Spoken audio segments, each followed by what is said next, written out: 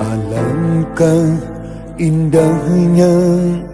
hidup ini, andai dapat ku tatap wajahmu, kan pasti mengalir air mataku karena pancaran